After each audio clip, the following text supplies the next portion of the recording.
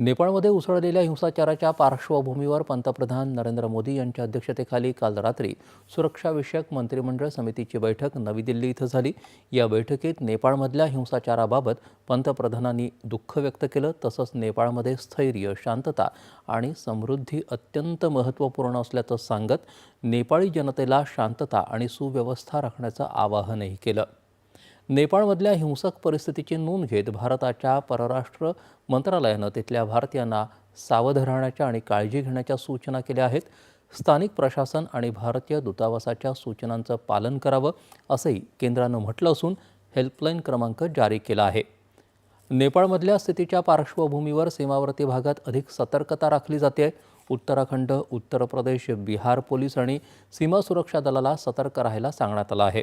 उत्तर प्रदेशचे मुख्यमंत्री योगी आदित्यनाथ यांनी नेपाळला लागून असलेल्या जिल्ह्यांमध्ये अहोरात्र कडक पहारा ठेवण्याचे तसंच सुरक्षा व्यवस्था अधिक काटेकोर करण्याचे निर्देश दिले आहेत। सीमावर्ती भागात अतिरिक्त पोलीस तैनात करण्यात आले असून समाज माध्यमांवर लक्ष ठेवलं जात आहे।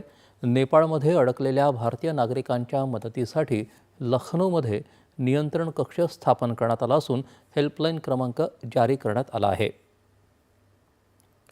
उत्तराखंडमध्येही मुख्यमंत्री पुष्करसिंह धामी यांनी महत्त्वपूर्ण बैठक घेऊन अधिकाऱ्यांना आवश्यक त्या सूचना दिल्या। नेपाळमधली राजकीय अस्थिरता आणि त्यामुळे निर्माण झालेल्या तणावाच्या पार्श्वभूमीवर तिथं अडकलेल्या महाराष्ट्रातल्या पर्यटकांना सुखरूप परत आणण्यासाठी राज्य सरकार युद्धपातळीवर प्रयत्न करत असल्याचं उपमुख्यमंत्री अजित पवार यांनी सांगितलं आहे। केंद्रीय परराष्ट्र व्यवहार मंत्रालय तसंच महाराष्ट्र सदन यांच्या माध्यमातून राज्य शासन नेपाळमधल्या भारतीय दूतावासाच्या संपर्कात असून राज्यातल्या पर्यटकांना आवश्यक ती मदत पुरवण्याचे प्रयत्न करत आहे। नेपाळमध्ये अडकलेल्या प्रत्येक पर्यटकाला सुरक्षितपणे घरी परत आणणं आणि त्याच्या कुटुंबाला दिलासा देणं हीच प्राथमिकता आहे। त्यामुळे महाराष्ट्रातल्या पर्यटकांनी घाबरून जाऊ नये असं आवाहन त्यांनी केलं।